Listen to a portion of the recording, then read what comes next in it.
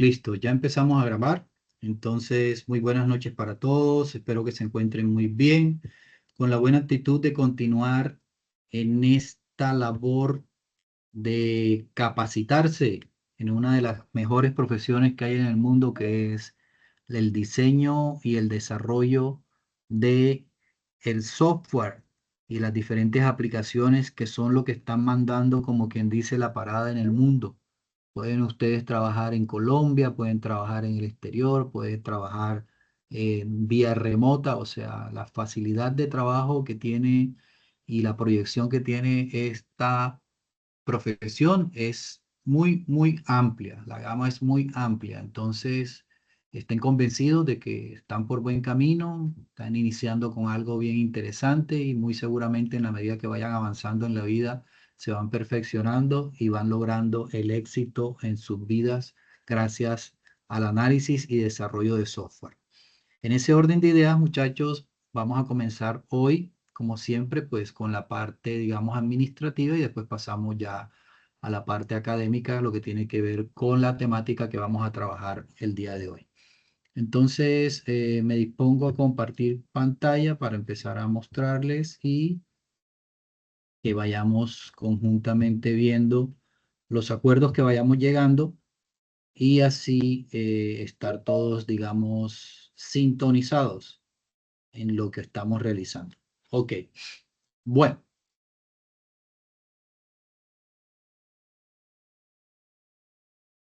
entramos a la plataforma, entramos al curso. ¿Están viendo mi curso? Sí, Sí, señor. profe. Ok, muchas gracias por contestar. Listo, entonces recordamos rápidamente acá la guía 2, pues ya la terminamos completamente, que son todos estos temas. El último tema que teníamos por hacer fueron los dos últimos que tenía que ver con la carta diciendo, pues, por qué cambiamos esa propuesta o esa cotización del proveedor que no nos convenía o no le convenía a nuestro usuario, nuestro cliente, nuestro jefe. Y ya la propuesta, digamos, definitiva con los ajustes completos, incluyendo la nueva oferta por la que se cambió. Entonces, con eso cerramos la guía 2, teniendo en cuenta pues las diferentes transversales que están viendo en este momento ustedes y que pues también deben ir cerrando con ellos. Iniciamos, ya se acaba la fase de análisis y empezamos con la fase de planeación. Planeación tiene exactamente la guía 3 y la guía 4, guía 4,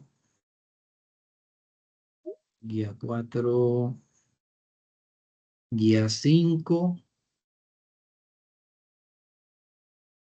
y listo, hasta la 5. De la 3 a la 5 es la fase correspondiente a planeación. Entonces, en ese orden de ideas, vamos a iniciar la fase de planeación. ¿Ok? En la fase de planeación, que es la número 2, comenzamos con la guía número 3. Entonces, en la guía número 3, aquí vamos a ver todo lo que tiene que ver ya, digamos, con la parte básica de las bases conceptuales en cuanto a la lógica proposicional. Eso es como, digamos, el fundamento que debe tener todo programador para tener precisamente la lógica de programación. Y con base en esta lógica de programación es que se empiezan a desarrollar los diferentes códigos o los diferentes algoritmos que nos permiten tener una base organizada de los pasos que se debe realizar para lograr un objetivo dentro de cualquier procedimiento o proceso. En ese orden de ideas, pues para muchos de ustedes yo sé que pues va a ser como un recorderis, pero para otros pues que acaban, digamos, de iniciar esta vida de programador, serán unos temas nuevos. Entonces trataremos de hacerlo lo más sencillo posible, de tal manera que para unos les sirva que recuerden y otros pues que definitivamente empiecen a tener su inmersión en este mundo de la programación. ¿Ok? Em, Básicamente las evidencias que vamos a realizar en la guía 3 tienen que ver precisamente con la base fundamental de lo que tiene que ver con los algoritmos y los diferentes desarrollos que vamos a realizar. Entonces, la idea es comenzar con la parte de pseudocódigos y diagramas de flujo para que tengamos ahí, pues, viendo cómo se desarrolla cada uno de estos diferentes procesos que vamos a empezar a calcular. Porque recuerden que nosotros, aunque parezca como aritmética o matemática, realmente la computadora lo que hace siempre a través de las diferentes instrucciones que nosotros le damos es un cálculo. Tú le das una instrucción y ella lo que hace es calcularte siempre. Te calcula la instrucción que tú le das y con base en el resultado es que te muestra precisamente lo que tú quieres obtener de esa instrucción que tú le estás dando. Entonces, en ese orden de ideas, recordemos pues que ahora con la inteligencia artificial uno, entre comillas, podría decirle, pues sí, me hace el código y listo. No, pero si tú no le das la instrucción correcta, adecuada para que te genere el código realmente como tú lo necesitas, pues seguramente no te va a arrojar una buena instrucción de acuerdo al lenguaje de programación que estés utilizando. Entonces, por eso es muy importante estas bases para que tú como programador, como desarrollador de software, puedas entender la lógica y con base en esa lógica puedas utilizar las herramientas ahora que están, digamos, a nuestro favor, que es la inteligencia artificial. La recomendación siempre que yo les doy a todo el que ya pasa por esta fase es que se lo tome con calma, porque pues, como les digo, primero para poder avanzar hay que gatear, después hay que caminar, aprender a caminar y después sí pueden correr y pueden ir al sprint máximo, pero vamos poco a poco, ¿ok? Em, Eso era como para poder hacer, digamos, la introducción a esta temática. Entonces, esta guía 6 arranca con esta primera evidencia que dice bases conceptuales de lógica proposicional. Aquí habla acerca de que teniendo en cuenta los conceptos desarrollados durante el componente formativo, construir un documento donde se dé solución a los siguientes problemas de lógica proposicional, registrando cada uno de los pasos elaborados. Entonces, básicamente aquí hay una tabla de verdad que dice construir la tabla de verdad para las siguientes expresiones. Entonces, de acuerdo a esto que está aquí, ustedes van a construir la tabla de verdad teniendo en cuenta cada uno de los símbolos aritméticos que hay. Mayor que, menor que, hay multiplicaciones, hay sumas, hay un conector O y hay un conector I. Entonces, eso no se los voy a explicar porque eso es, digamos, muy sencillo y sencillamente ustedes van a buscar digamos, en internet que les van a permitir mostrarles claramente cómo funciona eso. Entonces, eso se los dejo de investigación. Es muy sencillo, vuelvo y les digo. Simplemente son estas dos, digamos, expresiones que nos tienen que dar un resultado teniendo en cuenta la tabla de verdad. ¿Ok? Entonces, eso es lo que deben subir allí. Y en la siguiente evidencia, porque vamos a trabajar dos evidencias, tiene que ver con un taller de resolución de problemas algorítmicos en pseudocódigo y diagramas de flujo. ¿Qué quiere decir esto? Que estos problemas que están acá los vamos a desarrollar con algoritmos en pseudocódigo y en diagrama de flujo. Aquí está donde dice la sesión 1 Teniendo en cuenta los siguientes problemas, identificar los posibles elementos de entrada y resultados esperados de cada uno. Entonces vamos a tener en cuenta para realizar estos ejercicios precisamente la lógica que se aplicó en el taller de arriba, donde está la lógica proposicional. O sea, si yo le doy una instrucción a la computadora de que haga una cosa u otra, pues obviamente me tiene que arrojar un resultado de acuerdo a cómo yo le estoy dando la instrucción. Entonces vamos a desarrollar un algoritmo que permita identificar la cantidad de dólares equivalentes en una cantidad de pesos colombianos. Algo muy sencillo, tanto en pseudocódigo como en diagrama de flujo. Se desea elaborar un algoritmo que permita determinar la temperatura equivalente en grados centígrados a la cantidad de grados Fahrenheit actuales en la ciudad de Nueva York. Entonces buscan en Nueva York cuántos grados Fahrenheit hay y van a hacer un algoritmo que les permita identificar cuántos grados serían, tanto en pseudocódigo como en diagrama de flujo. El otro ejercicio es, suponiendo que nos encontramos descansando en nuestra casa en una ciudad de Colombia, requiero hacer un plan detallado para llegar a tiempo a mi sitio de trabajo el día siguiente. Aquí estos ejercicios, aunque parecieran, digamos, llamémoslo coloquialmente, muy sencillos, hay que tenerle o ponerle la lógica suficiente para yo poder darle la instrucción correcta a mi algoritmo. Por ejemplo, este es un ejercicio para darnos el paso a paso de cómo ustedes creen que se puede desarrollar eso que te está pidiendo el ejercicio. Como cuando yo me levanto en la mañana, yo me levanto en la mañana y ¿qué es lo que primero hago? Voy al baño, me lavo los dientes, salgo y tomo agua, después me ducho, después me cambio, me pongo el interior, los zapatos, perdón, el jean, la camisa, los zapatos. O sea, ahí ustedes pueden ver como el orden lógico de lo que yo tengo que hacer mientras me levanto y salgo a la calle. No puedo decir que voy a arrancar poniéndome los zapatos y después el pantalón, por ejemplo. Si yo tengo un pantalón que seguramente el zapato no va a pasar por la bota del pantalón, por ejemplo. O que primero me voy a vestir y después me voy a duchar. Ese no es el orden lógico. Entonces, son como ejercicios sencillos que les van a permitir a ustedes tener como la claridad de qué es lo que se debe hacer paso a paso en la medida de que lo que te pide. Y el otro ejercicio dice, suponiendo que tengo la habilidad de elaborar una comida, necesito elaborar un arroz con pollo para 5 personas. Pues los que saben cocinar seguramente les queda muy fácil, pero los que no sabemos cocinar pues nos va a quedar difícil. Entonces hay que averiguar qué se necesita y el paso a paso hacerlo en pseudocódigo y hacerlo en un diagrama de flujo. ¿Ok?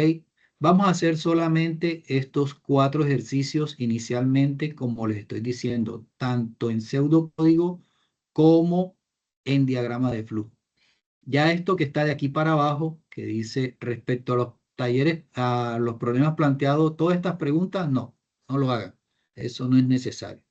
Y el taller 2 que dice también otras cositas que no, digamos, no es que no sean importantes, sino que no son en este momento, digamos, imperantes para lo que vamos a aprender porque nos vamos a concentrar, como les digo, en el tema de algoritmo y pseudocódigo que más adelante lo vamos a convertir en lenguaje de programación utilizando Python, ¿vale?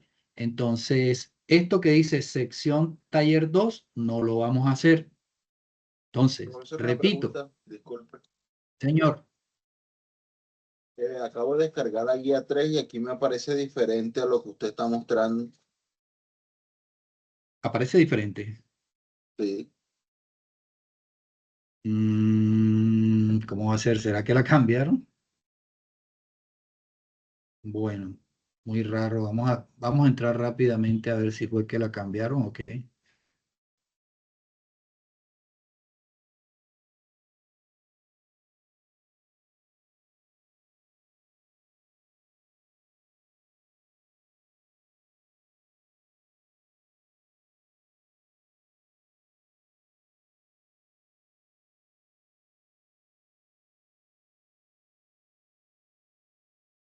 Programación algorítmica, bases conceptuales, es lo que acabamos de hablar. Taller de resolución de problemas de algoritmo. Instructor, Sí, está igual. en las guías pasadas, por ejemplo, yo miraba que en la clase usted aparecía pues, el encabezado de algunas evidencias y yo miraba en la guía que teníamos nosotros y era muy parecido, pero no son las mismas guías. Pero está igual, yo la veo igual. No, mire, subo un momentico donde están los puntos, eso es lo que estaba leyendo ahorita, lo del arroz. Si se da cuenta, ahí no aparece lo mismo. Eso es lo que Que estaba dice, leyendo ahorita. supongamos que tengo la habilidad de elaboración de comida, necesito elaborar un arroz de pollo para 5 personas. Es lo mismo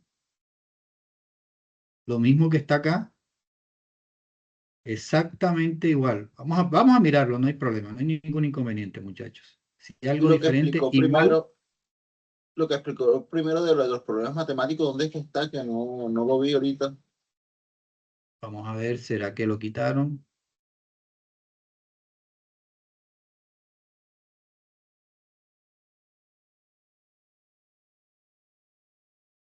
No está, lo quitaron.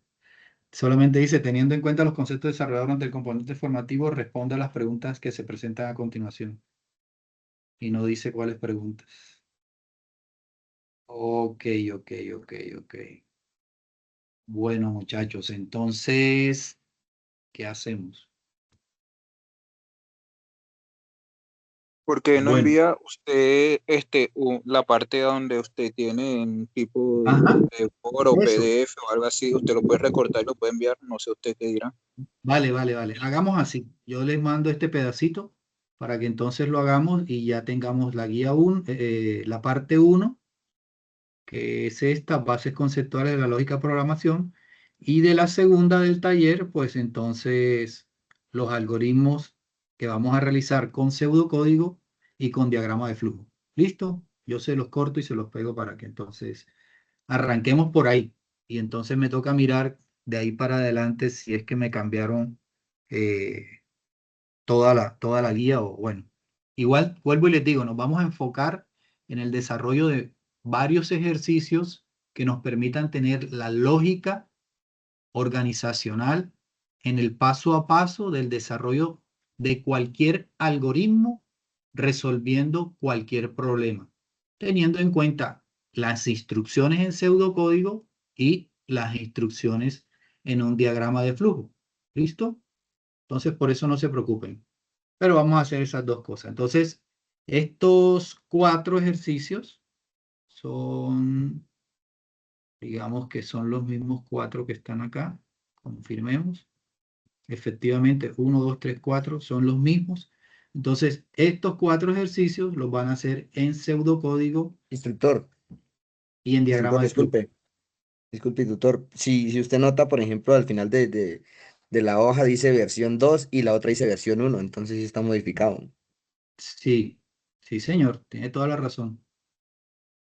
Me toca revisar entonces porque está modificado. Efectivamente. Es más, pues de hecho está el loguito naranjado y ahora está con el logo verde. Listo, no hay ningún inconveniente. Entonces hacemos los dos ejercicios así. Yo les pongo el pedacito del otro para que poder completar porque aquí realmente dice hacerlo, pero no dice qué hacer. Mira, bases conceptuales proporcional teniendo en cuenta responda a las preguntas. No hay ni preguntas, ni actividad, ni ejercicio, ni nada. Entonces, lo hacemos como acaba de proponer el compañero para solucionar esas dos evidencias que van a ser, digamos, como que la base de lo que vamos a empezar a trabajar ahora con la lógica de programación, ¿vale? A través de los algoritmos y a través de los diagramas de flujo. Entonces, para lograr eso, como les digo, para unos va a ser Recorderis, para otros va a ser primera vez, entonces vamos a explicar esa parte. ¿Claro hasta ahí lo que vamos a hacer en cada una de las dos evidencias? Sí, Sí, señor. señor. Sí, señor. Bueno, vale, Claro. muchas gracias. Gracias por contestar. Ok, entonces vamos a mirar la presentación que les hice y con base en eso, como les digo, un pequeño recorderis a los que ya saben y a los que todavía no han visto el material, pues pregunten si no entienden algo. ¿Ok? Entonces, vamos a hacer unos algoritmos y vamos a trabajarlos con pseudocódigo, teniendo en cuenta estas dos instrucciones que siempre, siempre, siempre, siempre, siempre se van a utilizar en el desarrollo de cualquier código. Nosotros dentro del algoritmo le damos las instrucciones al computador de lo que debe hacer. Le vamos a decir al software que haga esto, que ejecute aquello, que me muestre tal resultado. Y la única manera de lograr eso es armar el orden lógico de la instrucción que yo le estoy dando. Entonces, para eso, digamos que hay unas instrucciones que se usan de manera general a nivel, digamos, de programación con los diferentes lenguajes. Entonces, puede que haya algunas variaciones entre un lenguaje de programación y otro, pero digamos que la estructura o la lógica que se utiliza es igual en todos los lenguajes de programación. Entonces, digamos que un programador o un desarrollador de software o un ingeniero de software eh, aprende la base fundamental precisamente a través de los algoritmos y a través de los diagramas de flujo. Pero cuando ya pasa al lenguaje de programación donde va a realizar precisamente el código, aplica esa lógica de programación colocando las instrucciones de acuerdo al lenguaje de programación. Entonces empiezan a programar en Visual, le gusta Visual, se quedan, o empiezan a programar en Python, se queda con Python, o aprende 3 o 4 lenguajes de programación y es muy bueno. O sea, eso es, digamos, en la medida que uno avanza en este mundo, se va dando cuenta de acuerdo a las necesidades del mercado, a cuál le va a apuntar eh, de manera más profunda, por decirlo de alguna manera.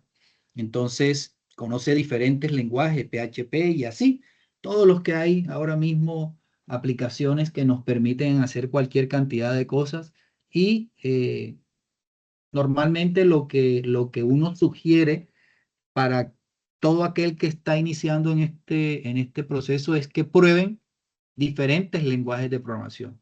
Prueben hacer desarrollos en diferentes lenguajes de programación y cuando ya tú conoces diferentes lenguajes de programación, te da a ti, digamos, el criterio para decidir con cuál te quedas o dependiendo de quién te vaya a contratar. Entonces empiezan a salir las diferentes opciones, digamos, laborales y tú te das cuenta, no, pero es que están necesitando son programadores en Python. Entonces tú le metes a Python hasta que te vuelves un duro y pues obviamente tienes mayor salida.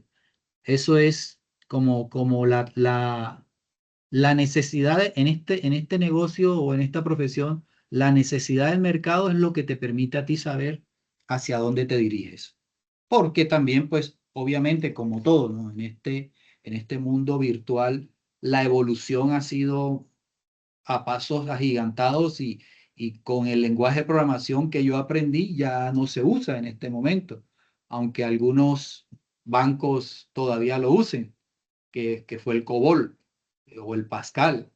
Entonces, son lenguajes de programación que ya en este momento, pues, casi no se usan o no se usan porque ya fueron, digamos, revaluados por el tema de la lógica de programación orientada a objetos y eventos. Y eso hace que ya el concepto vaya evolucionando de manera diferente a las necesidades de la web. Y así, pues, obviamente uno va, digamos, también reciclándose y evolucionando de acuerdo a las necesidades del mercado. Pero vamos a comenzar con lo básico y Profe, una en la pregunta. señor, Digamos, es que me surgió una duda a partir de lo que dijo. El COBOL, según lo que tengo entendido, fue un lenguaje de programación demasiado bueno y seguro. Ese se sigue usando como base o como estructura madre en, en estos bancos o ya se cambió? Pues te cuento que hay bancos alemanes que todavía tienen COBOL. Funcionan en COBOL porque primero no tiene virus. No hay forma de atacarlo porque es muy cerrado. Y ellos manejan unas interfaces gráficas que todavía parecen de computadores de antaño. Así, muy básico y no es como agradable a la vista, pero son muy poderosos. Entonces, algunos bancos todavía tienen, digamos, esos lenguajes o esos programas corriendo en esos lenguajes. Ok, Vale. listo. Gracias. Pero, profe, pero da lástima porque si pues cuando algo funciona bien, se deja bien, o sea, y se queda, ¿no? O sea, debería o tratar de evolucionarlo, hacer actualizaciones para que funcionara como funcionaba desde su creación, ¿no? ¿Qué opina? Tal cual. Es que esa es la mentalidad de los alemanes. Los alemanes dicen, lo que funciona bien no se cambia. Entonces, mira los problemas que hay ahora con las plataformas que utiliza Bancolombia, Nequi, que cada rato lo viven chuzando. Es por eso, porque no tienen una base sólida que permite o permea los diferentes ataques y hacen lo que quieran. Entonces, pero con bancos grandes de antaño que manejan esos software poderosos, nada, no les pueden hacer nada. Entonces, eso pasa. Pero bueno, cada quien pues va evolucionando de acuerdo a la medida que va saliendo un lenguaje de programación nuevo y aplicaciones nuevas que ya pues evolucionan y como les digo, con la inteligencia artificial pues es una herramienta amiga que debemos utilizar al máximo para que nos permita que nuestro trabajo sea más ágil y más, digamos, más amplio en el sentir, porque a veces, digamos, eh, mucha gente habla de que no, pues ya llegó la inteligencia artificial y ya no hay que estudiar, digamos, esto que estamos haciendo nosotros desde el principio para saber del por qué, de dónde viene. Pero el que habla así no se da cuenta que precisamente esa inteligencia artificial fue hecha por los que trabajan este tipo de conocimiento inicial, que es la base fundamental de cualquier programación. Entonces, es importante uno conocer esas bases para poder, digamos, ya ahí sí, cuando tú veas cualquier código por ahí, no, esto es así, esto es así, esto es asado, porque ya tú tienes las bases. Entonces, esa es la idea, pues, que el SENA tiene a través de este programa para que cada quien organice de manera conceptual su aprendizaje desde el principio.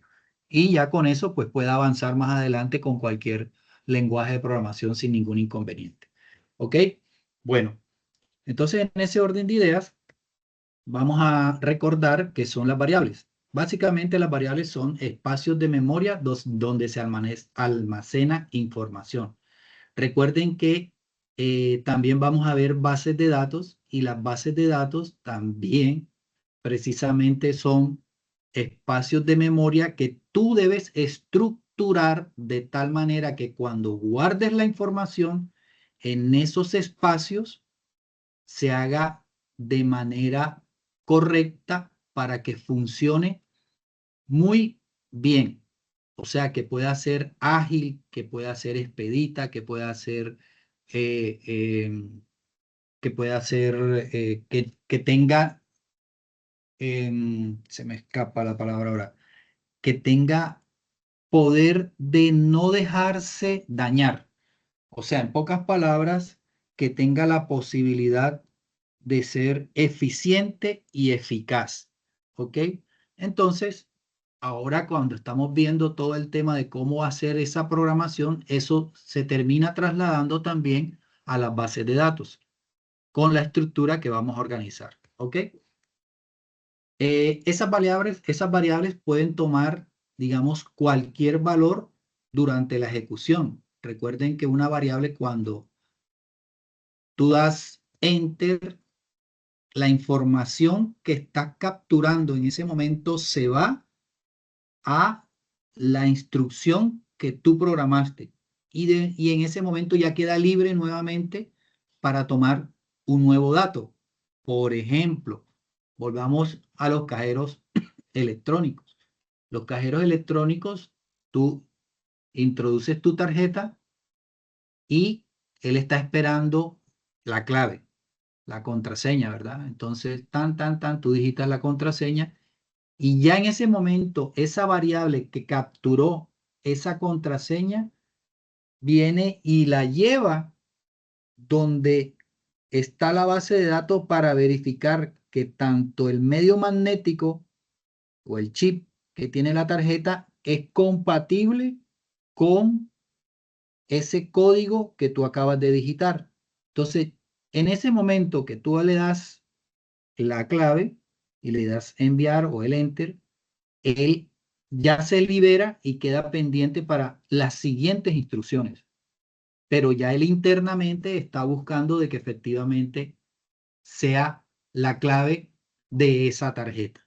Entonces, por eso se dice que esas variables pueden ir o son cambiantes, son permanentemente cambiantes en la ejecución del algoritmo.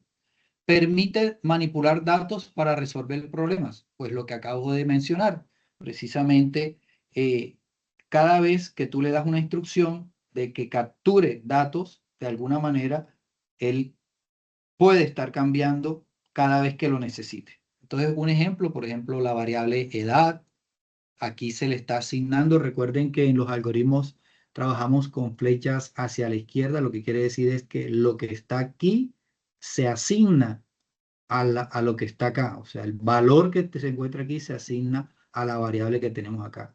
Una variable que se llame total se le asigna 250. Una variable que tenemos que se llama edad se le asigna 18. ¿Ok? Esas son las variables básicamente. En cuanto a las constantes, como su nombre lo indica, es un valor que se mantiene fijo durante todo el algoritmo. Entonces, para no estar utilizando el valor como tal, se utiliza una instrucción que podría llamarse un nombre. Un nombre le vamos a dar a esa constante. Ese nombre nos permite utilizarlo en cualquier parte del algoritmo, en cualquier parte del programa y siempre va a tener el mismo valor. Entonces, acá damos un ejemplo como el pi o el IVA. Normalmente son datos que no cambian durante muchísimo tiempo. Bueno, pi no va a cambiar nunca porque ya esa es una instrucción que se la inventaron y así quedó. Pero el IVA, por ejemplo, cada año, perdón, cada año puede tener alguna variación, entonces tú simplemente al inicio del año le das el valor del IVA y eso todo el año va a funcionar así, normalmente dentro del programa. ¿Cómo, perdón? ¿O tiene un micrófono abierto? Por favor, cierren los micrófonos y ahorita vamos a las inquietudes que tengan. Entonces, esas son las variables y esas son las constantes. Ahora, cuando yo defino una variable, debo tener en cuenta qué tipo de dato estoy capturando, qué tipo de dato estoy levantando, qué tipo de dato necesito para que funcione.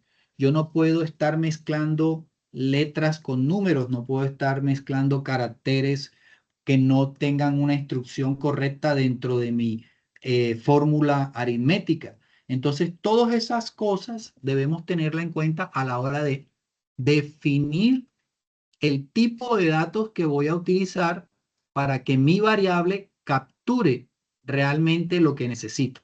Entonces, por ejemplo, cuando yo hablo de tipo de dato entero, que en algunos lenguajes de programación es integer o utilizan solamente el int, aquí solo se trabajan números sin decimales.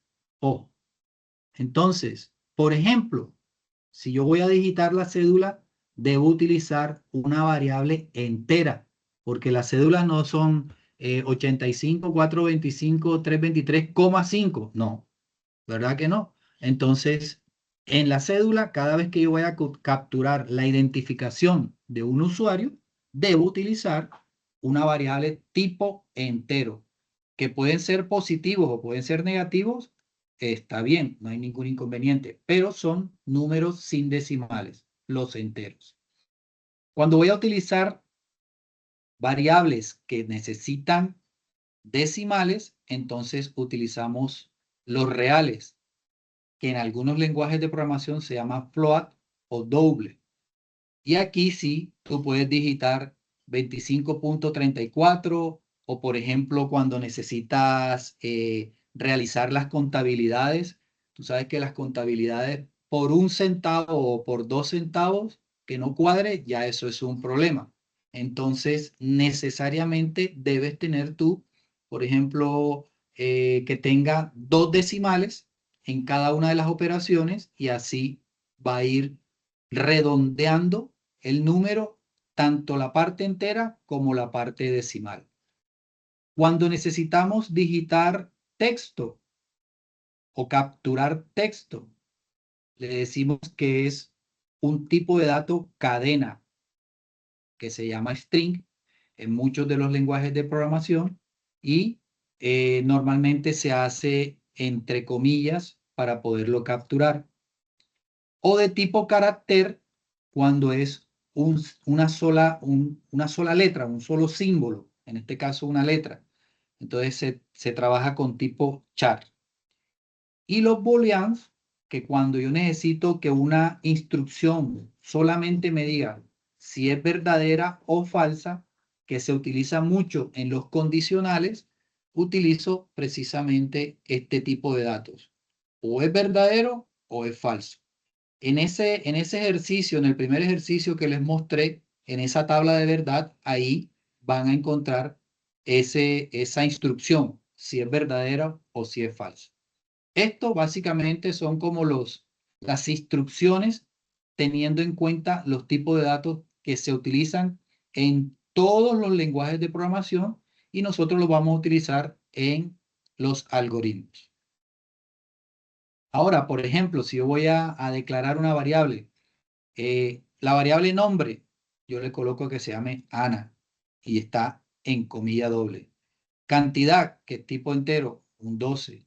El precio, que es tipo boolean, 45.8. Activo, que sea verdadero o si está desactivado va a ser falso, por ejemplo. Entonces ahí ya tengo, digamos, diferentes formas de capturar esa información de manera adecuada de acuerdo a lo que yo necesito en mi lenguaje de programación. Constantes, bueno, ya ese lo dijimos. Por ejemplo, el IVA, ya yo le asigno ese valor y ese es el mismo valor que va a utilizar cada vez que yo utilice esta palabrita que se dice IVA. O cuando vaya a utilizar pi, que es 3.1416, eso no va a cambiar. O cuando utilice una constante que se llame máximo o max intentos, o sea, la cantidad máxima de intentos, 3, o sea, de ahí no va a pasar, va a tener un intento, 2 intentos, máximo 3. Ahí declaro yo la constante. Asignación de valores. Ejemplos. Entonces yo asigno, por ejemplo, un valor a una variable y cada vez que yo tenga o la utilización de esa variable, puedo ir asignándole un valor diferente. O puedo utilizar también en operaciones aritméticas una variable que en el momento que yo haga esta operación me devuelva un valor de acuerdo a la operación que estoy haciendo. Entonces, en este caso, x más 5 se lo voy a asignar a y. Lo que resulte de esta suma, el valor va a estar en y. Aquí, por ejemplo, en total, lo que esté aquí en total va a ser la multiplicación entre precio y cantidad. El promedio es una variable que se llama promedio que también va a encontrar lo que dé la suma entre n.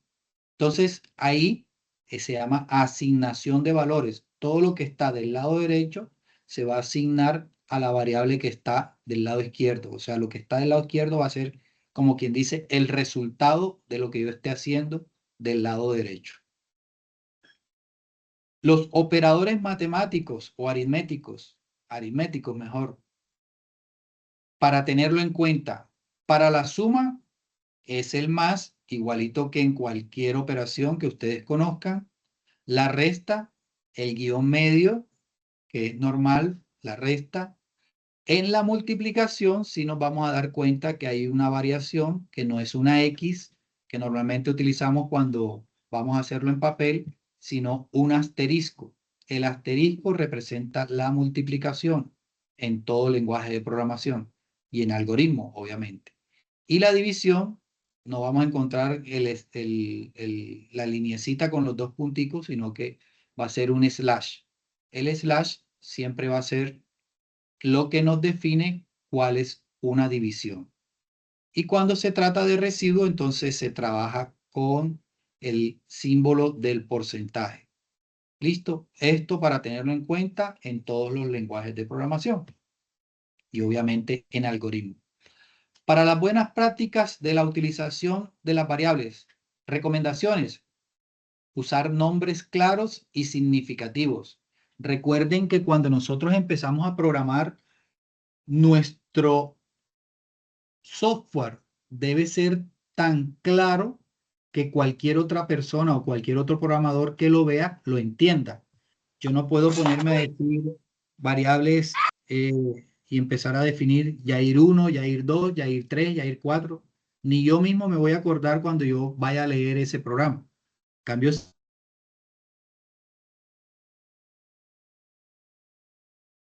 Instructor de silencio. Se le apagó el audio, instructor. No se te escucha nada.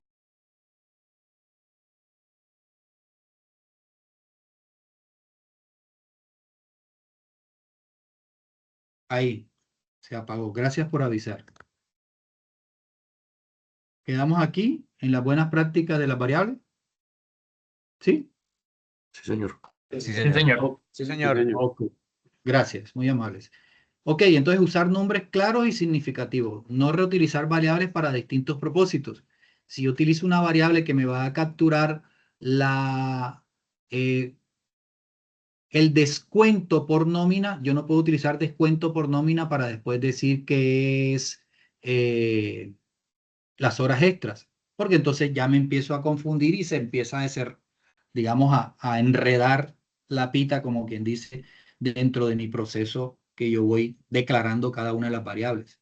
Entonces, nunca reutilizar una variable para distintos propósitos. Definir constantes para valores que no cambian.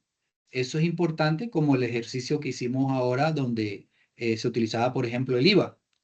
Y mantener consistencia en el tipo de datos. Entonces, por ejemplo, cuando yo voy a declarar una variable, si yo voy a capturar el nombre del cliente, lo puedo utilizar así: nombre-cliente. Esta variable, cualquier programador, cualquier desarrollador de software ya va a saber que nombre-cliente, pues obviamente está capturando el nombre del cliente. ¿Ok? Nos identifica claramente lo que voy a necesitar.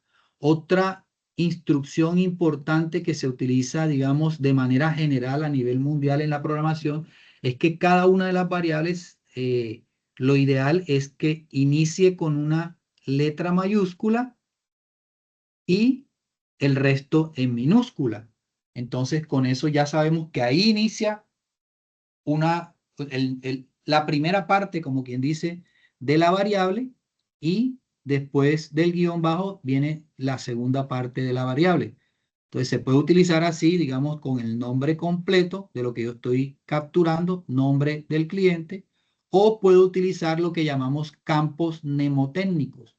Los campos mnemotécnicos nos permiten a nosotros también, digamos, minimizar la cantidad de teclas que yo voy a utilizar, y ya yo sé que, por ejemplo, nom-client corresponde al nombre del cliente.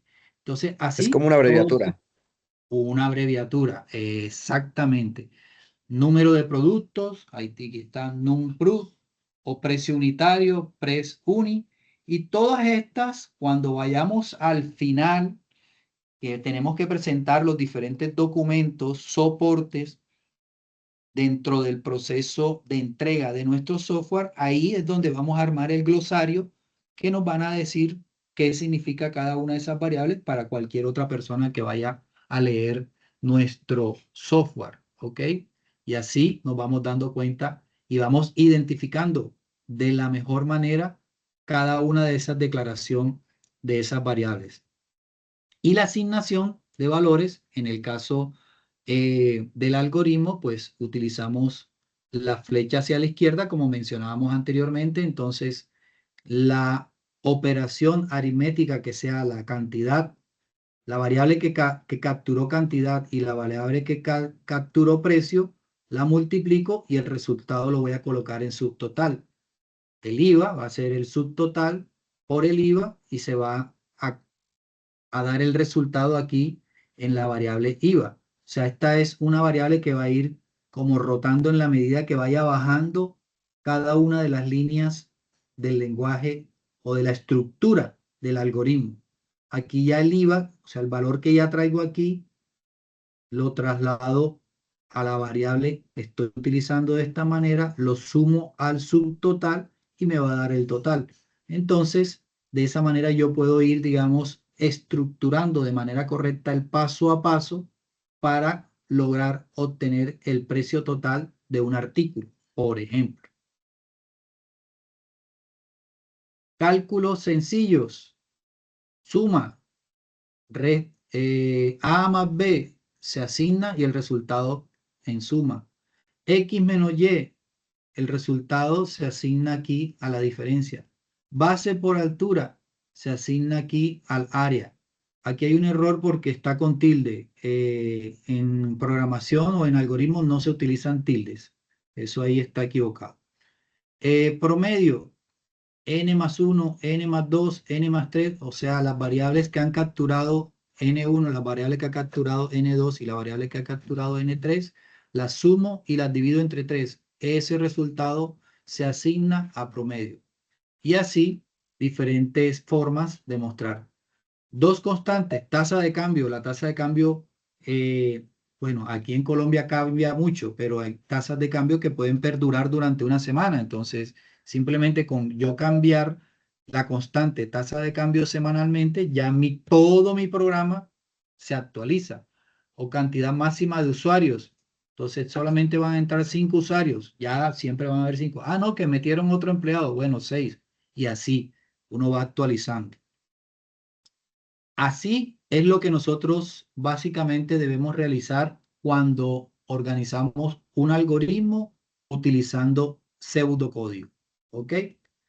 Y para los diagramas de flujo, pues también hay unas estructuras que se utilizan que ya ustedes las saben hacer porque pues obviamente tuvimos diferentes evidencias que utilizamos diagramas de flujo para ver el paso a paso de varias cosas que realizamos, pero ahora la vamos a hacer con base en los ejercicios que nos pidieron. Entonces vamos a hacer el pseudocódigo del ejercicio que nos pidieron y vamos a hacer entonces el diagrama de flujo. Listo. Vamos a recordar, el óvalo siempre va a utilizarse para utilizar el inicio y el fin. Representa el punto donde comienza o termina el algoritmo. Normalmente se utilizan estas palabras, inicio y fin, obviamente. Inicio donde comienza el algoritmo, fin donde termina el algoritmo. El rectángulo nos va a identificar un proceso. ¿Qué es un proceso? Cualquier operación, cálculo, lo que yo quiera identificar, hacerlo a través de una operación matemática, eso es un proceso. Nos indica una operación o una acción, asignaciones, cálculos, instrucciones. Por ejemplo, suma igual A más B. Eso debe estar dentro de un rectángulo en el momento que yo haga el diagrama de flujo. El paralelogramo me va a indicar a mí una entrada o una salida. ¿Qué es eso? Una entrada se usa cuando el usuario debe ingresar datos y una salida se utiliza para mostrar resultados.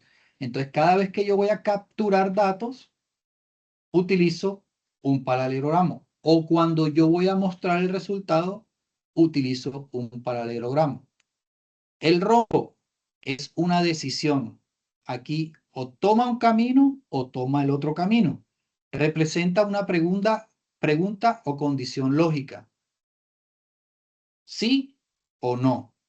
Del lado izquierdo, positivo. Del lado derecho, negativo. Si se cumple, cojo por la izquierda. Si no se cumple, cojo por la derecha. A mayor que B, entonces me dirá que sí o me dirá que no. Las flechas o conectores de flujo. Recuerden que los algoritmos los vamos a utilizar en flechas mirando de derecha a izquierda. Y ahí nos vamos dando la dirección del proceso de uno a otro. El círculo o conector se utiliza para diagramas cuando es muy grande y se divide en secciones. Digamos que ahorita no lo vamos a utilizar porque no vamos a hacer un diagrama tampoco de 50 pasos. Básicamente van a ser diagramas de flujo de máximo 15 pasos. Rectángulo con bordes redondeados son subprocesos. Representa un proceso detallado o una función o una rutina. Más adelante, cuando lleguemos a las funciones, pues ahí lo vamos a utilizar. Entonces, un ejemplo sencillo, comienza con un inicio y termina con un fin.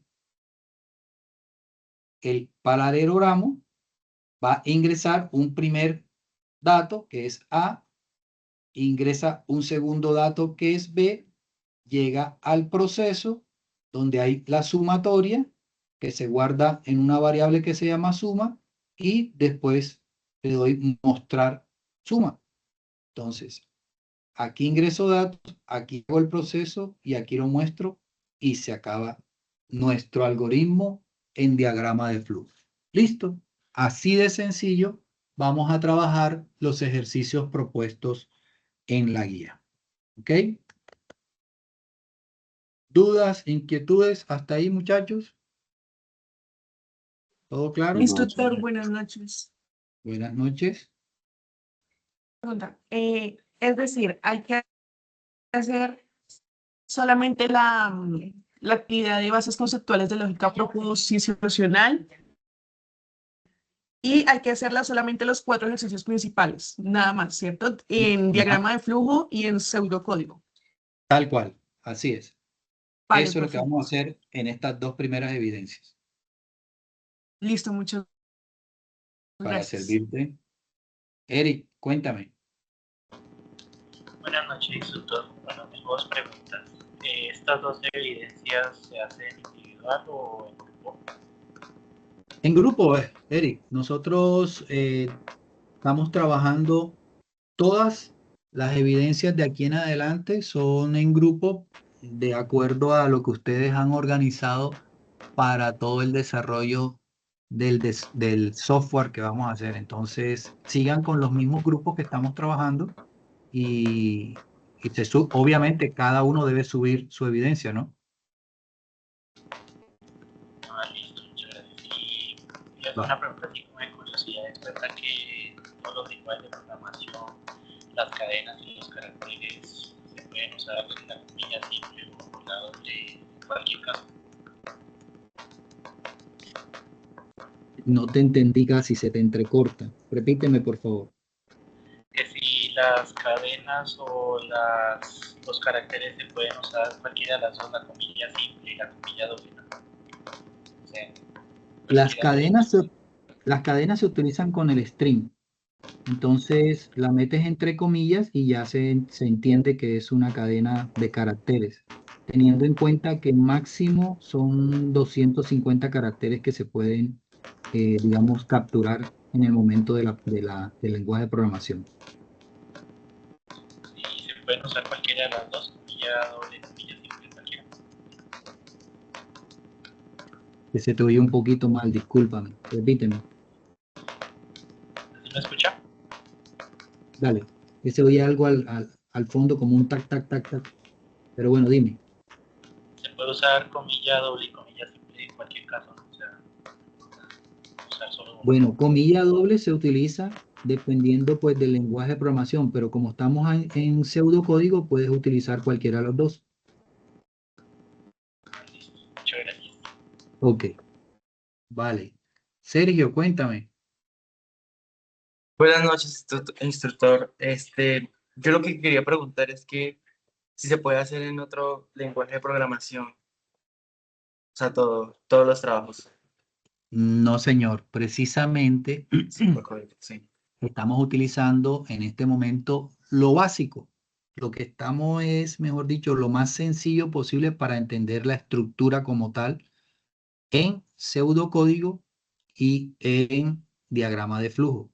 Más adelante, entonces sí vamos a utilizar lenguajes de programación, pero por ahora lo más sencillito, pseudocódigo y diagrama de flujo. ¿Listo? Bueno, listo, gracias. Vale. Ok. ¿Alguna otra inquietud, muchachos? Sí, instructor. Se lo... ah, no, ¿Nos dale, Sí, dale. recomienda alguna herramienta o como StarUML para el diagrama de flujo? sí, lo pueden utilizar. De diagrama de flujo pueden utilizar cualquier herramienta que les permita hacerlo lo más fácil posible. Si quieren utilizar inclusive el mismo Word, lo pueden hacer. En StarUML les sale chévere. Y ya lo que es pseudocódigo, pues es en Word que lo van a realizar. Listo, gracias. Ok, para servirte. ¿Alguna otra inquietud, muchachos? Buenas noches, profesor. Quería ver si me pudiera regalar ahora que termine la clase unos minutos para hablar de unos talleres que tengo pendientes, de los que habló la clase pasada. Ok, claro que sí, cómo no. Bueno, preguntas de lo que acabamos de realizar. Juan David, cuéntame. Profe, una pregunta, es que no entendí bien el primer trabajo. ¿Qué es lo que hay que hacer? De los Eh, códigos que nos diste en la guía. Sí, yo les voy dame y te muestro un momentico. Aquí es una tabla de verdad. O sea, la lógica proposicional tiene que ver con una tabla de verdad. La tabla de verdad es con la disyunción y la conjunción, o sea, con y con o, p, i, según q, o p, o, q. Entonces, de acuerdo a esta tabla, ¿qué resultado me da en estas dos operaciones? Eso es algo muy sencillo. Tú lo buscas y ahí vas a encontrar cómo funciona la tabla de verdad. ¿Listo? Ah, o sea, de acuerdo con las dos ecuaciones se tiene que utilizar el A, el O. El resultado de la tabla de verdad. Exactamente. Por eso te dice ahí, construir la tabla de verdad para las siguientes expresiones, teniendo en cuenta esas estructuras que te acabo de mencionar. Ok, gracias, profe. Vale, para servirte. Oscar, cuéntame. Instructor, no se vaya a olvidar de dejar pues, bien explicado porque pues, sí está un poco confuso porque como las evidencias no coinciden, entonces para que le deje bien explicado el PDF bueno, el que va a anexar ahí. Claro que sí, cuenta con eso. Listo, muchachos.